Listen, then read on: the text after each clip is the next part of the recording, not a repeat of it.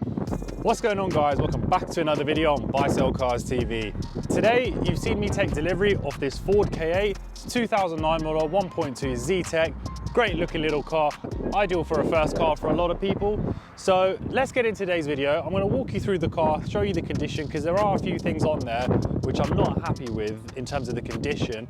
However, it's not a deal breaker, but I'll run you through those things, show you the condition of the interior as well, because I was actually about to drop the car off to the valeters, but I thought, do you know what?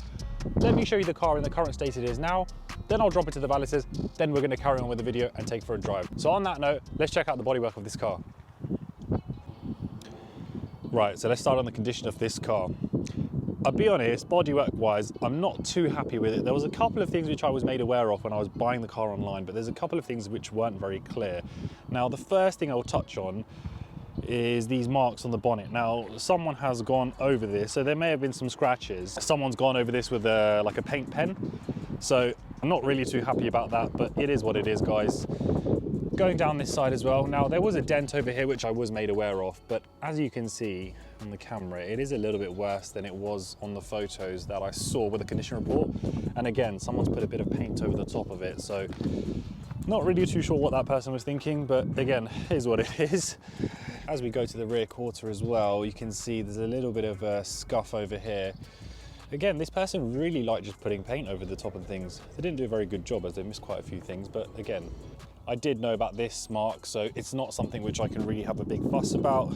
But when you take into the consideration the age of the car, it's not end of the world, but there are a lot of good points about this car which I'm going to touch on later in the video, which outweigh a lot of these things with the bodywork. But as we go over to this side, again, similar situation. We've got a scratch mark all over here, and someone has not done a very good job of filling this in. These things do happen when you're buying a used car. You do see all types of very odd, strange things. I personally think that scratch would have been better if it was just left as it was. However, someone has done a bodge repair on it. It's not very good. I'm gonna have to see what I can do about these things, because again, you have to weigh up the options of making a profit on the car. Because it is cosmetic, it's not something which is really as important when you're selling a used car. Really and truly, you need to make sure the car is roadworthy, mechanically running well. So I'm going to see what I can do about these things, but that's the exterior of the car. You get a good idea. Let's go check the interior. So moving to the interior, as you can see, condition wise, it's not too bad at all. It's just a bit dirty in here. So, you know, looking at the seat over here, it's got quite a bit of soiling and things like that. Carpets aren't too bad. The driver's side is a little bit worse, to be honest. Yeah, it just needs a good valet inside. You know, even these marks you're seeing on the steering wheel, things like this, good clean will get rid of it. The actual condition of it is in good condition. It's just a little bit of marking on the seats. Looking at the back as well, again, similar situation, a bit of soiling on the seats. It's not too bad in the back, to be honest with you, but a valet is going to make an absolute difference to the interior of this car. So it's well worth getting done. So that is why I thought I'll show you the condition of the car as it is now, because I'm on my way to drop it off to the valeters anyway. So it gives you a good idea of how it came when I got it off the truck to getting it ready for sale. So what we're going to do, we're going to head over to the valeters now, get it dropped off. And when I pick up the car from the valeters, we're going to carry on with this video and we're going to take it for a drive, and I'm going to talk you through why I bought this Ford Ka in the current condition that it is.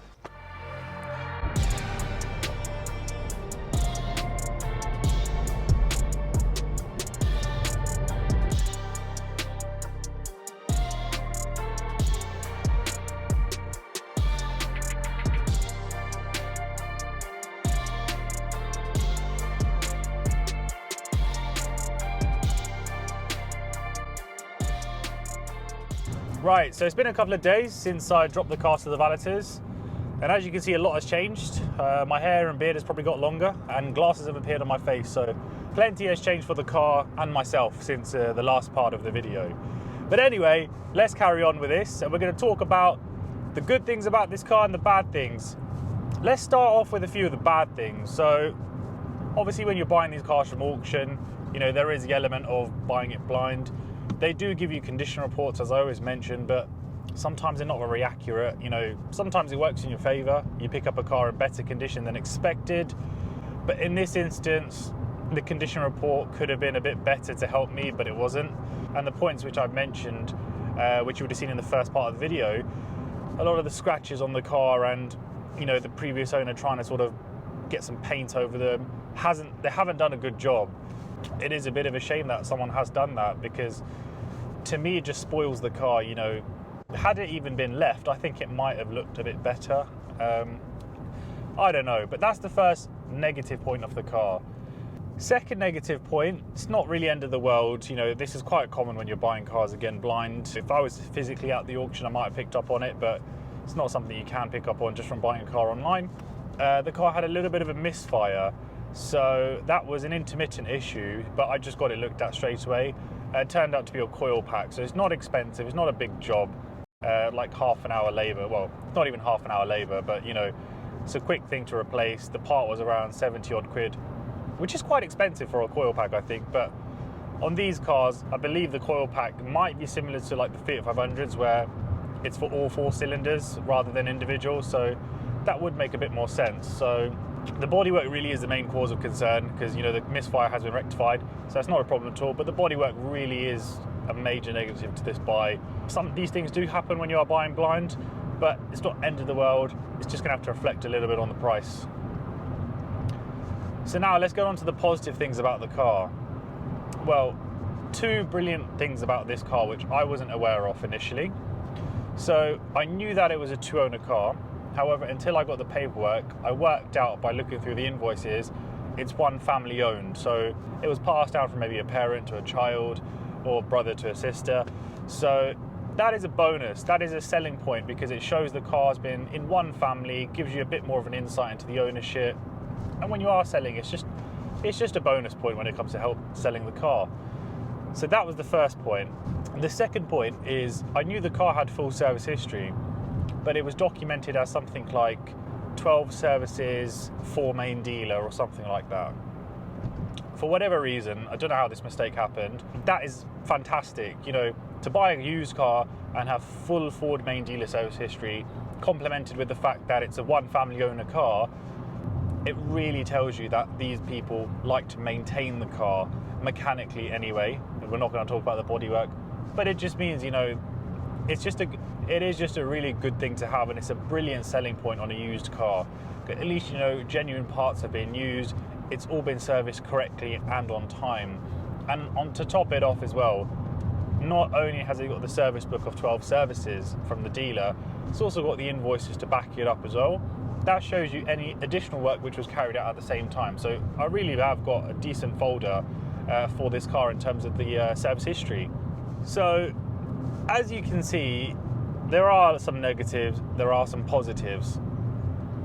I do think, you know, that the positives outweigh the negatives in this instance, because the older the car gets, the less you should be fussed about cosmetics. Not everyone thinks like that, but you know, I really do think when you're buying a used car, especially something like this which is 13 years old, you really need to focus more on the mechanical side of things, because cosmetic things can be repaired at a lower cost than if things were mechanically catastrophically wrong. In terms of the way the car drives, you know, it drives fantastic. There's no sort of creaks or knocks coming from the suspension.